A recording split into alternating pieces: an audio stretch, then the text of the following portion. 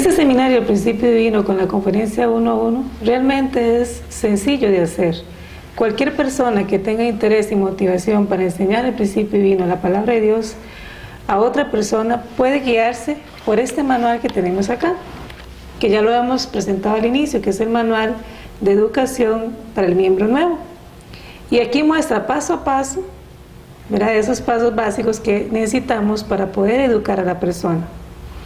Incluso en la página número 60 encontramos un programa y un plan de cómo dar las conferencias del principio divino. O sea, qué conferencias dar en el primer día, qué conferencias dar en el segundo día y qué conferencias dar en el tercer día.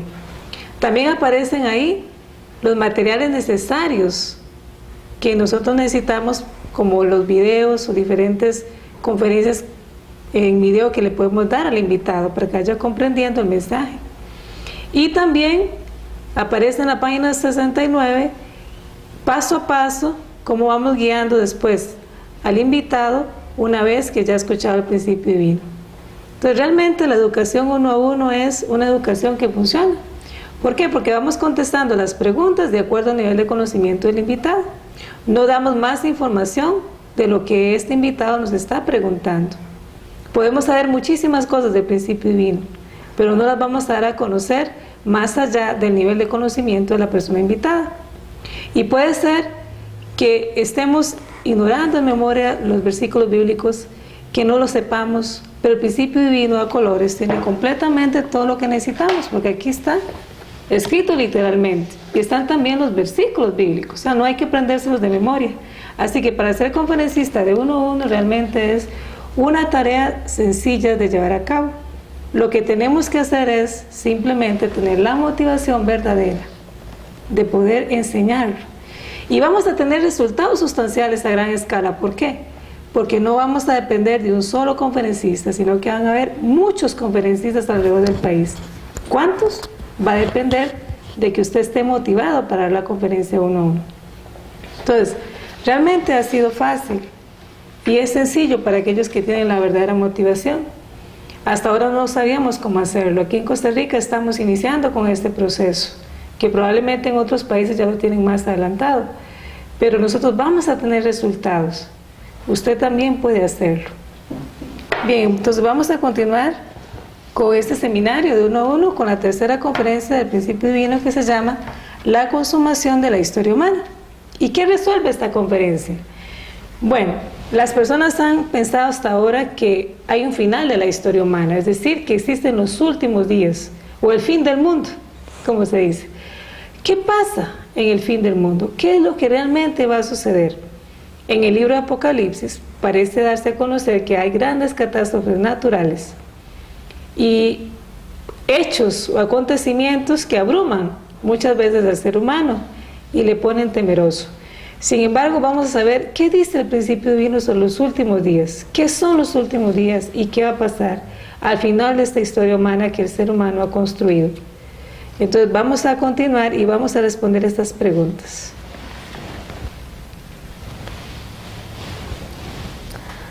Capítulo 3. La consumación de la historia humana. Hemos vivido hasta ahora sin conocer de qué manera comenzó la historia humana, hacia dónde se dirige y cuál es su meta.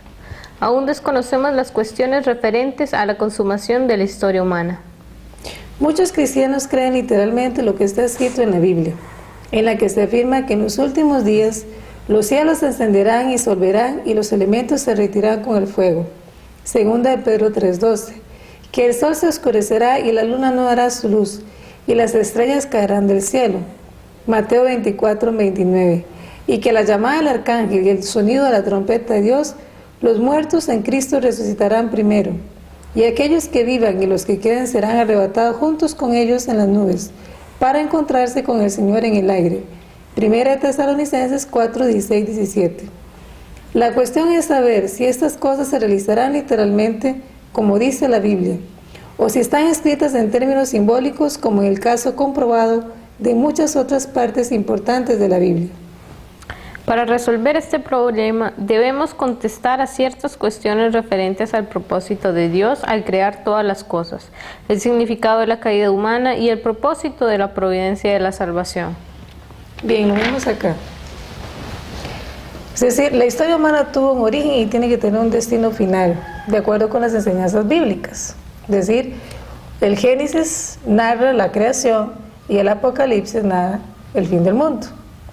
Ahora, ¿es esto, va a ocurrir de forma literal como lo dice el Apocalipsis, o el Apocalipsis es simbólico? O sea, ¿cuál es la respuesta? Para poder entender cómo va a ser el fin de la historia, nosotros tenemos que saber cuál es el propósito de la creación. Es decir, ¿por qué Dios creó todo? ¿Cuál es el significado de la caída del ser humano? O sea, ¿cómo fue que se provocó la caída? ¿Y cuál es la meta de la restauración? Es decir, ¿hacia dónde Dios quiere llevar al ser humano? Entonces, 2 Pedro 3:12 dice que los cielos, ¿verdad?, y la tierra serán encendidos en llamas. Es decir, que todo eso parece que se va a derretir, ¿verdad? Sí. Después que los muertos en Cristo resucitarán primero y que se encontrarán los que queden en la tierra con el Señor en el aire. Eso lo vemos en 1 Tesalonicenses 4:16-17. ¿Es esto simbólico o literal? Vamos a ver cómo lo resuelve el principio divino. Ok. Sección 1. La realización del propósito de Dios para la creación y la caída del ser humano. La realización del propósito de Dios para la creación. El ser humano fue creado de tal forma que pudiera conocer la voluntad de Dios y vivir conforme a ella eternamente, experimentando el corazón de Dios, y vivir conforme a ella eternamente, experimentando como si fuera el suyo propio. A este estado del ser humano le podemos llamar la perfección de la individualidad. Dado que Dios habita en la mente de un ser humano individualidad perfecta, tal ser humano llegará a ser el templo de Dios y vivirá de acuerdo con la voluntad de Dios. Un ser humano individualidad perfecta llega a formar un solo cuerpo en unidad con Dios, de igual manera que ocurre con nuestra mente y nuestro cuerpo. Si Adán y Eva, con individualidades perfectas, sin posibilidad de pecar, hubieran establecido un hogar y una sociedad sin pecado, multiplicando hijos del bien conforme a la bendición de Dios, Génesis 1:28, se habría realizado justamente el reino de los cielos, que tendría la forma de una familia centralizada en los mismos padres. Como el reino de los cielos tiene justamente la forma de un ser humano en individualidad perfecta, de igual manera que los miembros de un cuerpo trabajan con una relación horizontal entre sí, de acuerdo a las órdenes verticales del cerebro, también la sociedad debería estar organizada de tal forma que los seres humanos vivieran en una relación horizontal entre sí, conforme a las órdenes verticales de Dios. En una sociedad semejante, la gente no podría realizar ningún acto que dañara a sus vecinos, porque toda la sociedad experimentaría la misma aflicción que Dios siente hacia quienes sufren. Dios bendijo al ser humano para que fuese el Señor de todas las cosas. Génesis 1:28. Los seres humanos de individualidad perfecta subyugarían al mundo natural mediante una ciencia altamente desarrollada y establecerían un ambiente social extremadamente confortable sobre la tierra. Este sería el lugar donde el ideal de la creación se habría realizado. No sería otra cosa más que el reino de los cielos sobre la tierra. El propósito de Dios para la creación... Vamos a ver acá un momentito. O sea, ¿cuál es entonces la realización del propósito de Dios? Dice un ser humano en individualidad perfecta. ¿De acuerdo? Después, un ser humano que pudiera casarse centrado en Dios y tener una familia. Y se pudiera extender a través de esa familia una gran familia universal, es decir, que todos los seres humanos pudieran nacer como hijos de Dios. Eso fue lo que Dios estableció, y que tuviera un dominio perfecto, es decir, la realización de las 3 grandes bendiciones. Entonces, ¿cuál es la meta que Dios tenía a la hora de crear? De acuerdo con lo que ya hemos estudiado. Realizar el reino de los cielos en la tierra. Realizar el reino de los cielos en la tierra. O sea, el reino de los cielos es la meta que Dios siempre ha tenido. No es llevar al ser humano al infierno, como a veces parece indicar algunas enseñanzas, ¿verdad?, que se han desviado del propósito original de Dios, sino es que se establezca el reino de los cielos en la tierra. ¿Y qué es el reino de los cielos en la tierra? Un mundo de felicidad, un mundo de alegría, donde todos los seres humanos podemos compartir como hermanos y hermanas, donde no nos dañamos unos a otros. ¿Por qué? Porque podemos sentir el dolor de la otra persona. Entonces los seres humanos podríamos ser felices y podríamos aumentar, ¿verdad?, cada vez la bondad. Y en este mundo de bondad, entonces nadie sufriría. Esa es la meta de Dios y siempre ha sido así. No fue diferente. Bueno, entonces, para poder entender qué pasa al final de la historia, tenemos que entender bien claro cuál es la meta de Dios desde que Él creó. ¿Ok?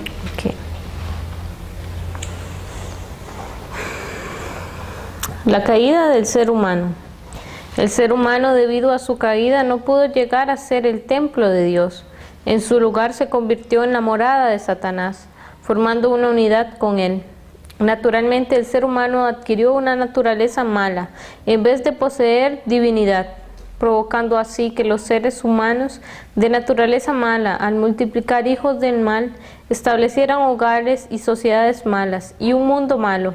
Esto es el infierno sobre la tierra, en el cual los seres humanos caídos han estado viviendo hasta ahora. Los seres humanos en el infierno no han podido establecer buenas relaciones horizontales entre sí, debido a que su relación vertical con Dios fue interrumpida. Por ello se complacieron en actos que injuriaban a sus vecinos, porque no podían sentir el sufrimiento y los problemas de sus vecinos como los suyos propios. Los seres humanos que viven en el infierno en la tierra pasan al infierno en el mundo espiritual, después de dejar sus cuerpos físicos. De esta manera, los seres humanos establecieron el mundo de la soberanía de Satanás en vez del mundo de la soberanía de Dios. Ok, el segundo punto que debemos comprender entonces es cuáles son las consecuencias de la caída del ser humano. Entonces vemos que el ser humano centralizó su individualidad en Satanás. A través de la naturaleza mala. Formó una familia centrada en Satanás y extendió un dominio sobre el mundo centrado en Satanás. Este mundo llega a ser entonces el infierno en la tierra. ¿Y qué es el infierno en la tierra? Es la soberanía satánica. Entonces, esas son las consecuencias de la caída humana. No es el plan de Dios, ¿verdad? O sea, el propósito, la meta de Dios es el reino de los cielos. El infierno en realidad se provocó porque las 3 bendiciones no se centraron en Dios, sino que el fundamento de 4 posiciones se centralizó en Satanás. Entonces, esas son consecuencias, ¿verdad?, de la caída. ¿Ok? Sección 2. La providencia de la salvación. La providencia de la salvación es la providencia de la restauración.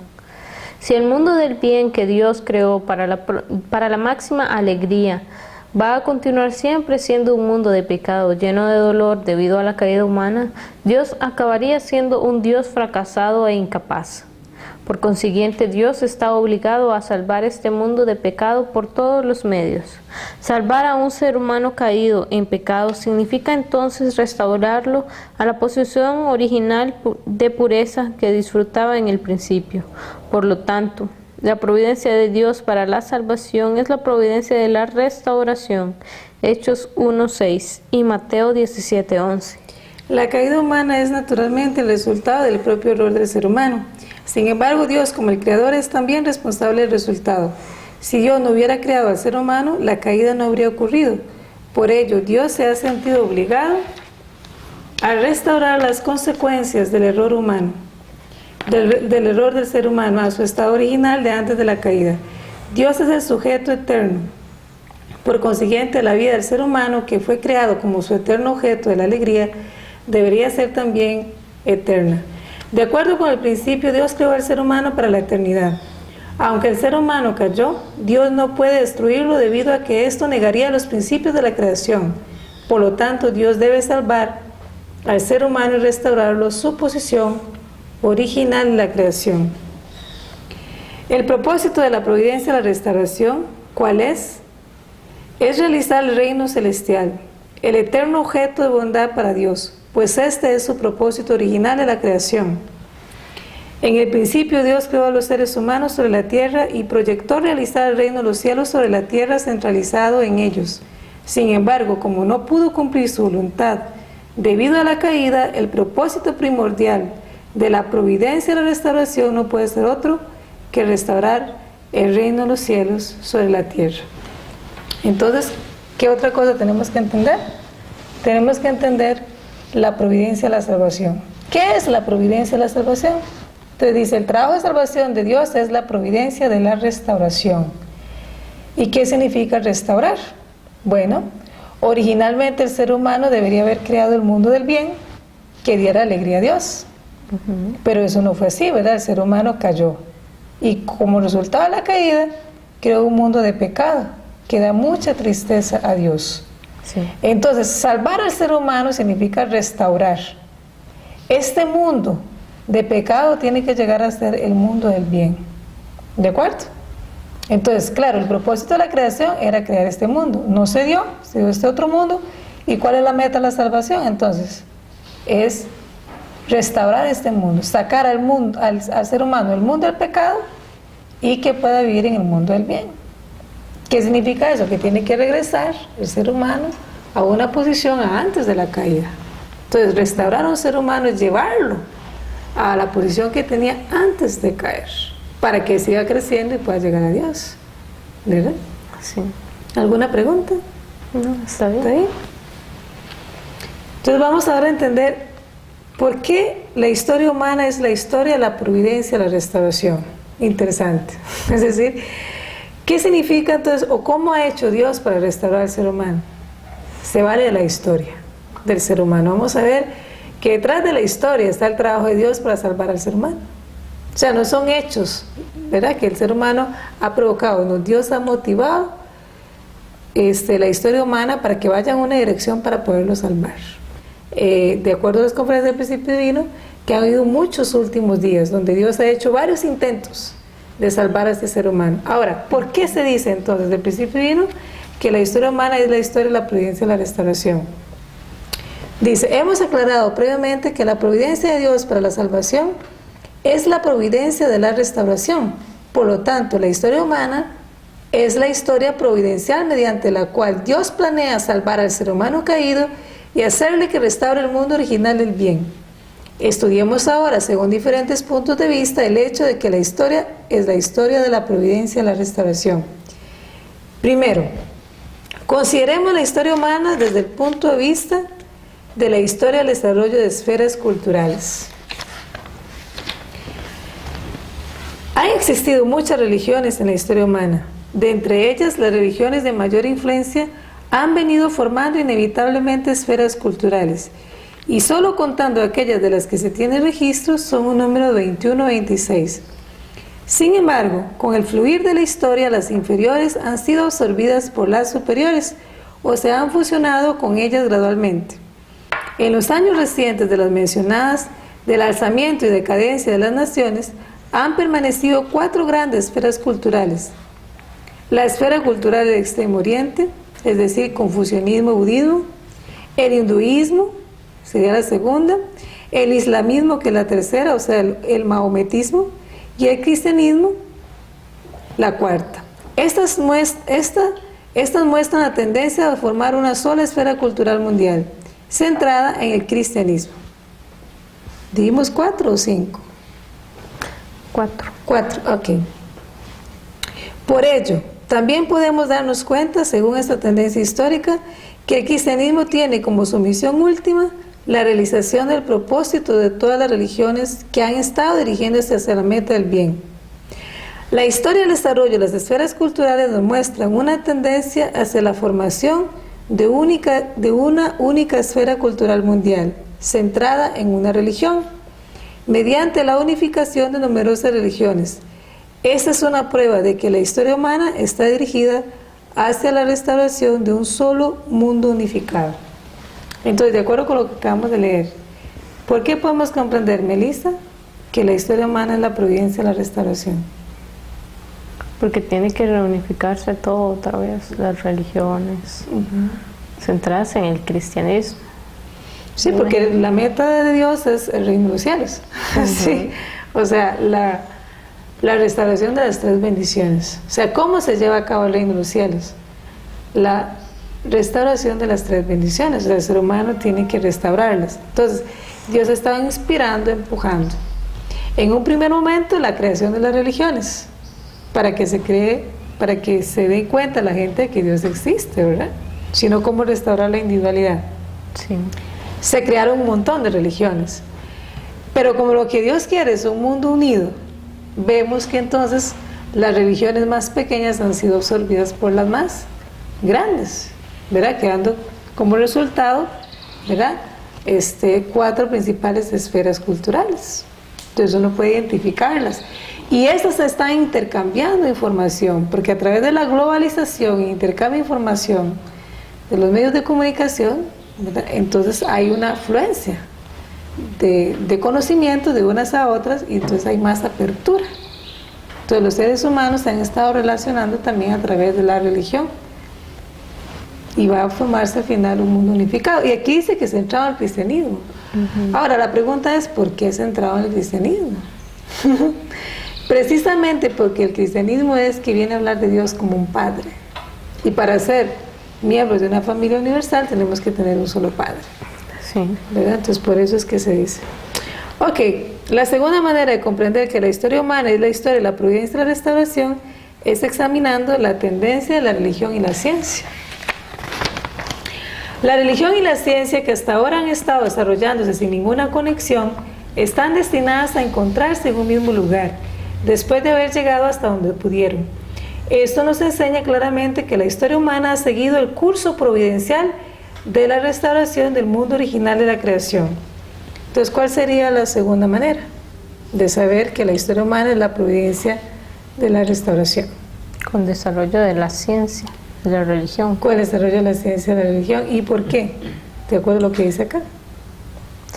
Sí, porque me imagino que igualmente como estudiamos al inicio, tienen que unirse para sacarnos de los dos tipos de ignorancia, la física y la espiritual. Exactamente. Es decir, la ciencia y la religión se han desarrollado separadamente, ¿verdad? Como resultado del mundo caído, entonces hubo una separación también de la parte espiritual y la parte física. Pero la tendencia ahora es acercarse. Esa es la segunda manera de ver que estamos, o sea, que la providencia de la historia, la providencia de la restauración, que la historia humana es la providencia de la restauración. La tercera manera por la que podemos observar que la historia humana es la historia de la providencia de la restauración es según la tendencia en la historia de luchas. Las batallas por las riquezas, tierras y pueblos han acompañado el desarrollo de la sociedad humana a lo largo de todos los días de la historia hasta el presente. Estas luchas han ampliado su campo, extendiéndose desde la familia a la tribu y así en adelante hasta el nivel social nacional y finalmente mundial, en el cual los dos mundos de la democracia y el comunismo se enfrentan ahora en una guerra final ideológica. Entonces, la tercera manera, ¿cuál sería? Va a haber entonces un enfrentamiento, dice que entre la democracia y el comunismo. Sí, al final, digamos, la guerra ideológica, ¿verdad? O por las armas, eso depende de cómo se resuelve el conflicto. Y que de hecho ya se resolvió a nivel mundial ese conflicto, fue más una resolución ideológica, ¿verdad? No hubo por eso necesidad de una tercera guerra mundial a través de las armas, sino que fue una guerra mundial ideológica. Entonces, ¿qué concluyó en la Guerra Fría, de hecho? O sea, ¿qué es la Guerra Fría? Precisamente esa división del mundo democrático, del mundo comunista, donde constantemente se amenazaban, ¿verdad? Pero por dicha quedó ahí, ¿verdad? Sí. Si hubiera pasado a las armas hubiera sido un gran desastre. Pero aquí lo que está diciendo es que el mundo se originó con una historia de luchas. Sí. Entonces, bíblicamente nosotros conocemos la lucha entre Caín y Abel, que donde un hijo mata al otro, o un hermano mata al otro. Esa lucha se fue extendiendo a la familia, a la sociedad, hasta llegar a ser mundial. O sea, esa división, esa separación de los dos hermanos Caín y Abel se hizo mundial. Y por eso entonces surge la democracia y el comunismo, ¿verdad? Donde un lado reconoce a Dios y el otro lado rechaza la existencia de Dios. Entonces esa división de los dos hermanos quedó también a nivel mundial. ¿Qué está diciendo? Que la historia fue de la lucha más pequeñita, ¿verdad?, a la lucha más grande, que es la lucha mundial. Entonces por esa otra razón sabemos que la historia humana es la providencia, la restauración. ¿De acuerdo? Okay. ¿Cómo será la lucha final? Será una lucha entre ideologías. Sin embargo, la lucha entre los dos mundos de la democracia y el comunismo nunca cesará a menos que aparezca la verdad definitiva que pueda superar completamente a la visión materialista de la historia que amenaza el mundo actual. Cuando aparezca esta última verdad que pueda resolver los problemas de la religión y la ciencia en un solo tema unificado, la ideología comunista que hasta ahora ha intentado desarrollarse solo dando importancia a la ciencia, negando la religión, será superada. Finalmente, los dos mundos serán completamente unificados bajo una sola ideología. Así vemos que según la tendencia de la historia de luchas humanas, no podemos negar el hecho de que la historia humana es la historia providencial de la restauración del mundo original de la creación. Este párrafo del principio divino realmente es fascinante para mí. No sé, digamos, si pudiste ver algo aquí en este párrafo. ¿Qué pudiste ver? Según esto, toda la historia, o sea, el fin de todo lo que ha pasado, las cosas malas y las guerras, los conflictos que han habido, es solo para que nosotros nos restauremos.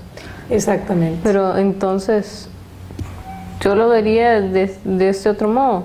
Si han habido tantas luchas y guerras, ¿qué tiene eso de bueno para que nosotros nos restauremos? Bueno, en realidad las luchas y las guerras han sido como resultado de la caída, ¿de acuerdo? Eso no fue un plan de Dios. Pero un ejemplo,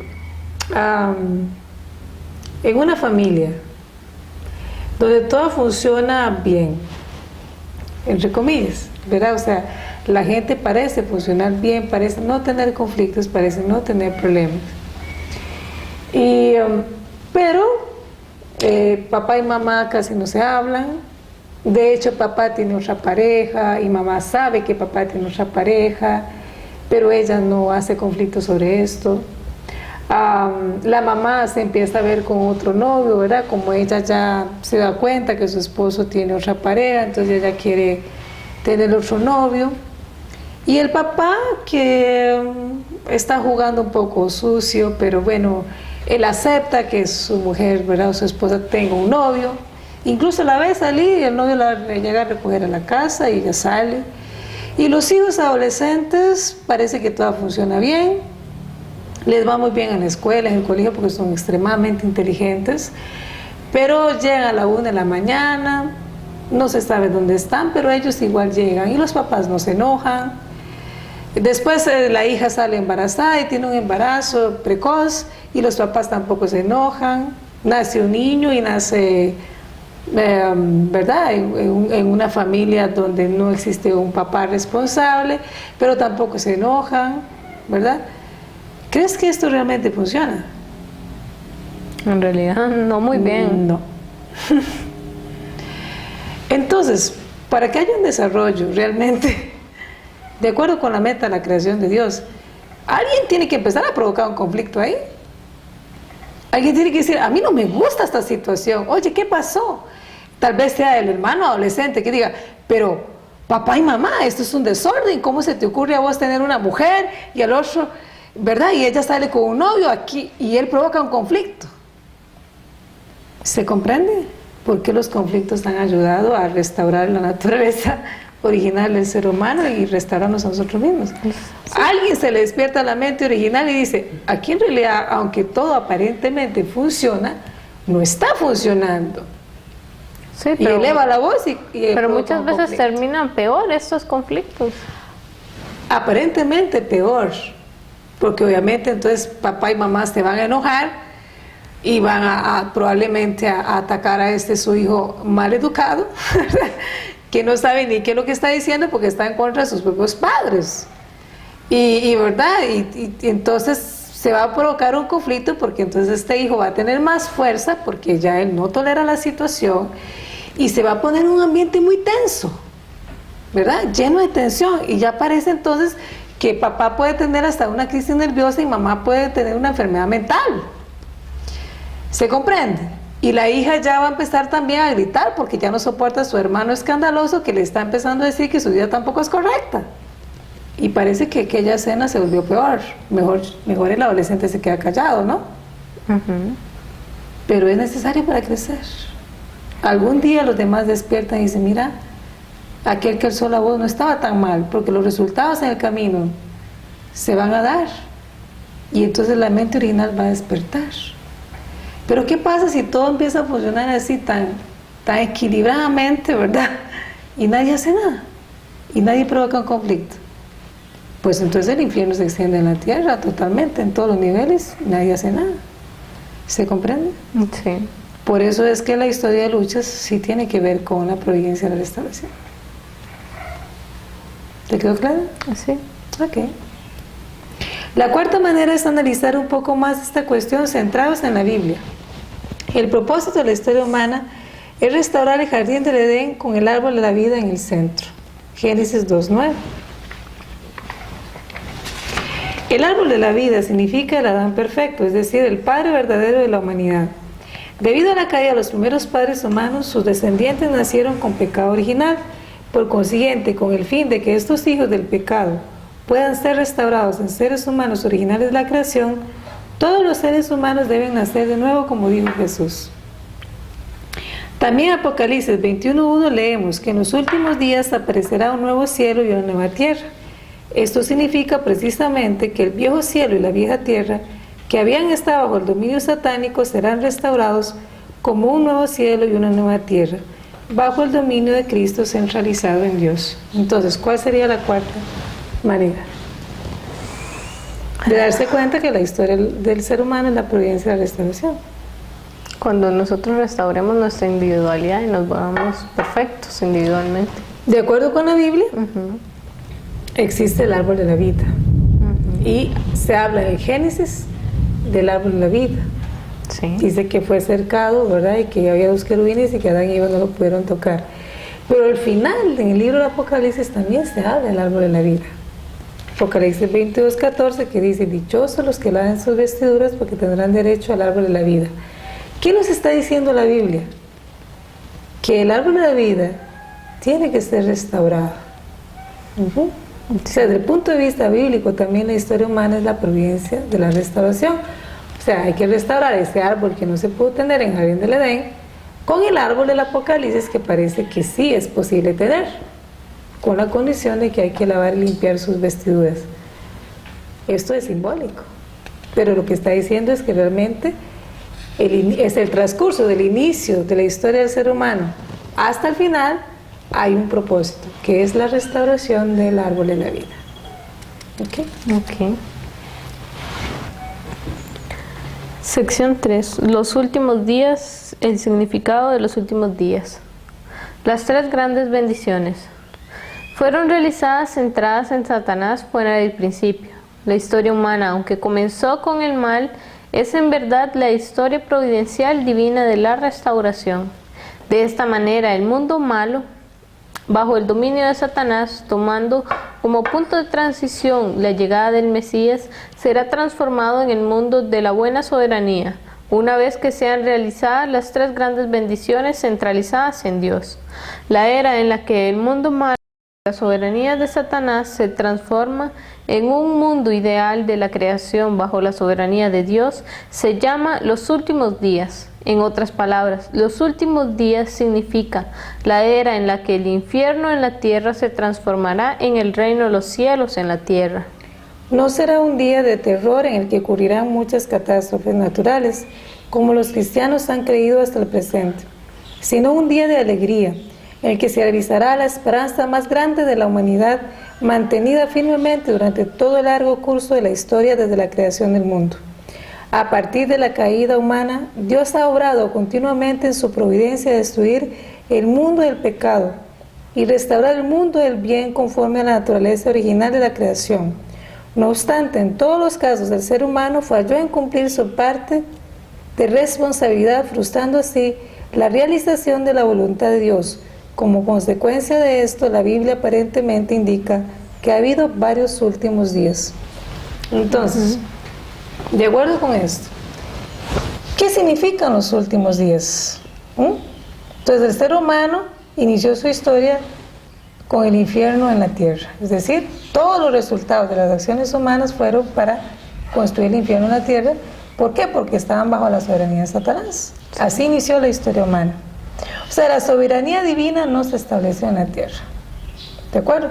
Sino que fue sometida a una larga espera por la soberanía satánica.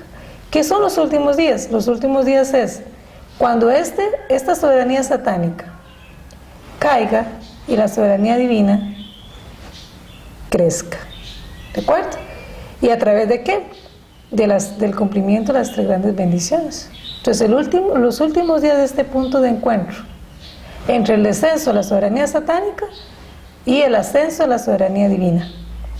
Ahí se llaman los últimos días y estamos hoy en el periodo de los últimos días. En este punto de encuentro, cuando la soberanía satánica se ha casi que perfeccionado a nivel mundial y la soberanía divina empieza a ascender, en este punto de encuentro aparece el Mesías. ¿Qué es lo que hace aparecer los últimos días? La aparición del Mesías. ¿De acuerdo? Precisamente porque el bien empieza a ascender. Y entonces con ello se continúa estableciendo el reino de los cielos en la tierra. ¿De acuerdo? Ok. ¿Y por qué dice que han habido varios últimos días? Porque han habido varios intentos de Dios de establecer la soberanía buena en la tierra. ¿Verdad? Vamos a ver que existen varios intentos de Dios de que la soberanía divina se establezca en la tierra y no ha sido posible. Ok. Entonces, los días de Noé también fueron los últimos días. Génesis 6:13 dice: he decidido acabar con toda carne, porque la tierra está llena de violencia por culpa de ellos. Por eso he aquí que voy a exterminarlos de la tierra, indicando así que también los días de Noé fueron los últimos días. Los días de Jesús también fueron los últimos días. Por lo tanto, aunque su providencia de la restauración centrada en Noé no fue cumplida, Dios escogió a otros profetas para que establecieran un fundamento de fe, y sobre este fundamento mandar a Jesús para que destruyera el mundo malo centrado en Satanás y restaurara el mundo ideal centrado en Dios. Entendemos así que los días de Jesús fueron también los últimos días. Por esta razón Jesús se refirió a sí mismo diciendo que vino como el Señor del juicio. Juan 5:22. Los días de la segunda llegada del Señor son también los últimos días.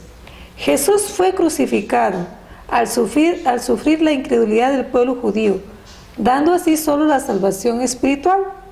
Por consiguiente, Él tiene que completar el propósito de la providencia de la salvación del espíritu y del cuerpo en el tiempo de la segunda llegada, realizando así la restauración del reino de Dios sobre la tierra. Por eso los días de la segunda llegada del Señor son también los últimos días. ¿Entonces entendió? Han habido varios intentos de Dios de que acabara con la soberanía mala, ¿verdad? Y establecer la soberanía buena en el mundo. Con los días de Noé, Dios lo intentó. Él quería eliminar, ¿verdad?, este fundamento malo de Satanás que había sido hecho a través de seres humanos que habían provocado mucho mal en la tierra, y empezar con la familia Noé. Pero sabemos, ¿verdad?, que no se dio. Pero si todavía está el mundo de la soberanía mala, quiere decir que no se logró. En eso era que con la segunda llegada, o que cuando viniera Jesús eran los últimos días también, y que Él sufrió por la incredulidad del pueblo. Entonces, ¿de qué manera iban a ser los últimos días en el tiempo de Jesús? Bueno, ya declaramos que los últimos días se dan por el establecimiento de las tres bendiciones. O sea, las tres grandes bendiciones se tienen que establecer. Entonces, en el tiempo de Noé, Dios quería que el ser humano estableciera las tres grandes bendiciones centradas en Dios, iniciando por la familia Noé. En el tiempo de Jesús, Dios quería establecer las tres grandes bendiciones centradas en Jesús. Tampoco se pudo lograr porque todavía no están, ¿verdad? Y ahora, el tiempo de la segunda llegada, ¿verdad?, Dios también quiere establecer las tres grandes bendiciones centradas en Dios. Por eso es que son los últimos días. O sea, Dios prepara todo, prepara a las personas y el tiempo adecuado para que eso se pueda dar. Pero el ser humano tiene que asumir responsabilidad por esas tres grandes bendiciones. O sea, pero entonces Jesús sí iba solamente a enseñar para que las otras personas cumplieran las tres grandes bendiciones. Jesús es el Mesías, entonces Jesús tenía la potestad, ¿verdad?, de enseñarle a la gente cómo lograr esas tres grandes bendiciones centradas en Dios. Ahora, Él como el Mesías tenía que conectar a la gente con Dios, porque la gente estaba conectada con Satanás. Entonces Él tiene que conectarlas con Dios. ¿Cómo es que el Mesías hace eso? Bueno, lo vamos a ver en el transcurso del principio. Hay una conferencia, la cuarta conferencia, ¿verdad?, que es la que sigue después de esta, que se llama la misión del Mesías. Entonces, a través de la misión del Mesías podemos darnos cuenta ¿Qué era lo que Jesús tenía que venir a hacer en la tierra? ¿Verdad? ¿Qué hizo? Que se estableciera el fundamento para Dios con la muerte y resurrección de Jesús. Pero ¿qué hizo también? Que en aquel tiempo el ser humano expandiera todavía más maldad. Que la maldad aumentó, no disminuyó. Ok. Entonces la pregunta es, si Jesús vino a establecer el reino de los cielos, ¿por qué la maldad se ha extendido? Vamos a resolverlo con esta conferencia de la misión del Mesías. ¿Sí? Pero queda claro que han habido varios intentos de Dios por establecer la soberanía de Dios en la tierra. Sí. Okay.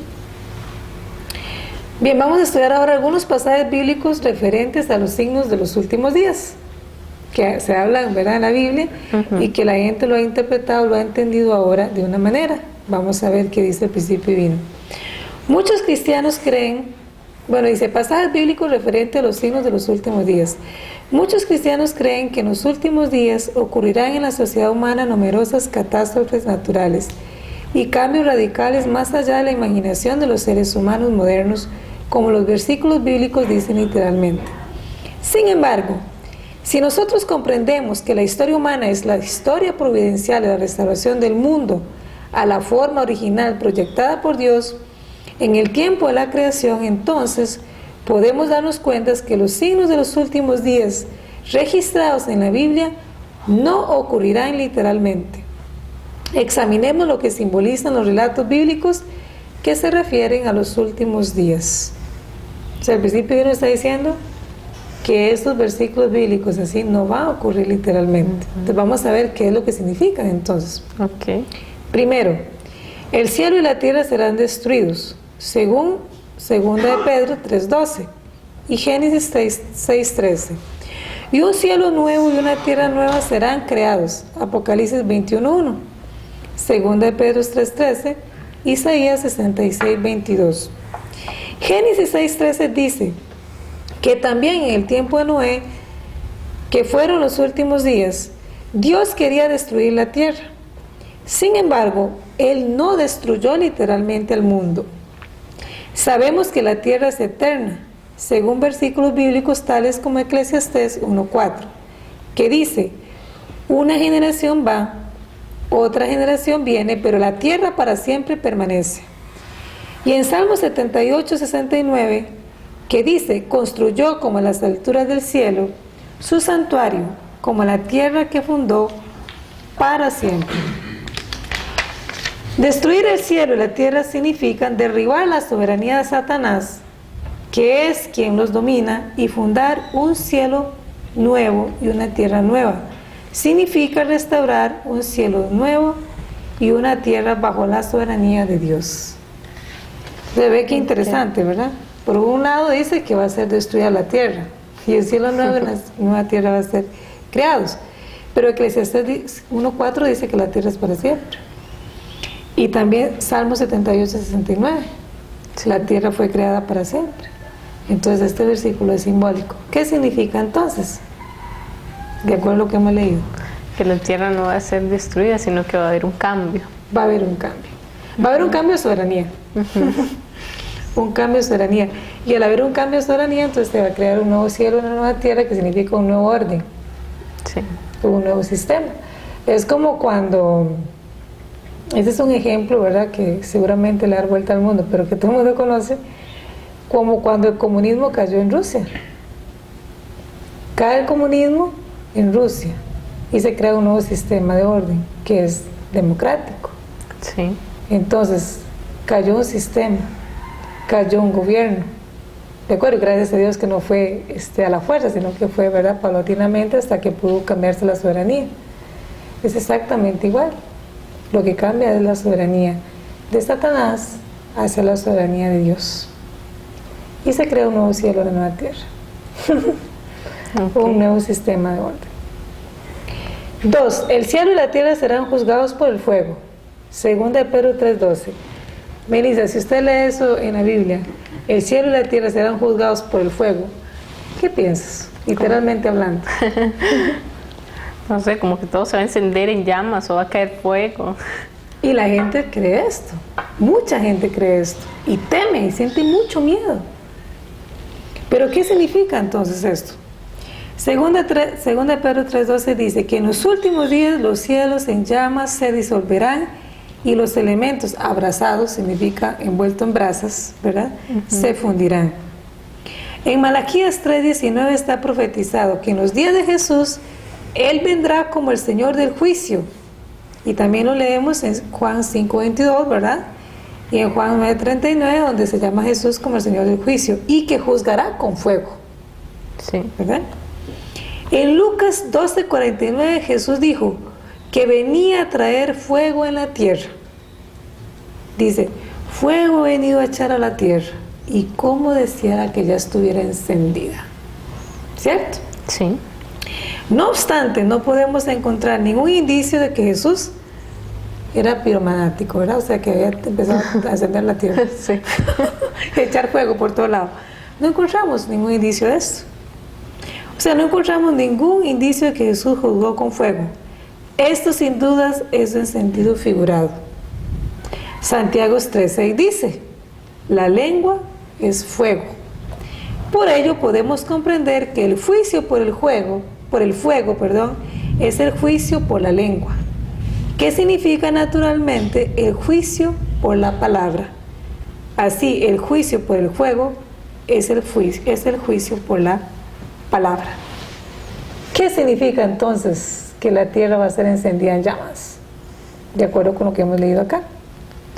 Entiendo que sería más bien la palabra de Dios, que dice que la lengua es fuego. Entonces sería como la palabra de Dios. Entonces, ¿cuál fue el fuego que vino a traer Cristo en sus días? La palabra de Dios. La palabra de Dios. Por eso es que Él dice, fuego vine a echar en la tierra. Y cómo deseara que ya estuviera encendida. O sea, trae la palabra de Dios. Vine a hablar la palabra de Dios y cómo deseara que toda la tierra la recibiera. ¿Se comprende? Entonces, el juicio por el fuego no es que la tierra va a arder en llamas. Es que la tierra va a arder con la palabra de Dios, en el sentido que va a haber un juicio. Porque el ser humano caído a enfrentarse con la palabra de Dios va a sentir juicio. Este juicio es de interior. ¿Y quién trae esa palabra? El Mesías. El Mesías trae esa palabra y el Mesías quiere que esté encendida. Tercero, los muertos resucitarán de sus tumbas. ¡Wow! Otro fenómeno grandioso, ¿verdad? Mateo 27:52, Primera Tesalonicenses 4:16. En Mateo 27:52-53 dice que cuando Jesús murió, se abrieron los sepulcros y muchos cuerpos de santos difuntos resucitaron. Y saliendo de los sepulcros después de la resurrección de Él, entraron en la ciudad santa y se aparecieron a muchos. Esto no significa que se levantó otra vez la carne descompuesta. Entonces, ¿qué significa la tumba? El reino de los espíritus de formación, la morada de los santos de la era del Antiguo Testamento, era un lugar más oscuro que el paraíso abierto por Jesús. Por ello es llamado tumba. Y la gente puede estar diciendo, bueno, es una interpretación de nosotros, de principio divino, Melissa. Pero en realidad, ¿qué está diciendo acá entonces? ¿Qué significa este pasaje bíblico con lo que hemos leído? Que en realidad, como dicen, la carne descompuesta no se va a levantar. Entonces, yo diría que en el tiempo de Jesús, que dice que muchos santos se levantaron y se aparecieron en la ciudad, no fue el cuerpo físico el que se les apareció. Y hay una prueba muy clara sobre esto. ¿Dónde están los hechos de estos muertos resucitados descritos en la Biblia? No parece. Y otra cosa, ¿qué pasó con esos muertos? ¿Se volvieron a morir? ¿Con los muertos resucitados que se volvieron a morir? O sea, la gente a veces, ¿verdad?, lee esto, Melissa, y bueno, a vos te es fácil aceptar, pero otras personas dicen, no, realmente la carne. Pero es lógico que no va a resucitar la carne. Sí. Y la pregunta que siempre hago yo personalmente, entendiendo esta parte del principio, ¿y qué pasó con esos muertos? ¿No? Sí. Sí, es cierto que después de la resurrección se vive eternamente, ¿verdad?, con esta carne. Entonces, ¿dónde están los muertos? ¿Están entre nosotros, escondidos? o se volvieron a morir, o es que este versículo realmente es simbólico. Es simbólico, significa que con la muerte y resurrección de Cristo, los seres espirituales ascendieron con Él al paraíso. Bueno, vamos a concluir acá, ¿verdad? Posteriormente seguimos estudiando esta parte de la conferencia. Ok.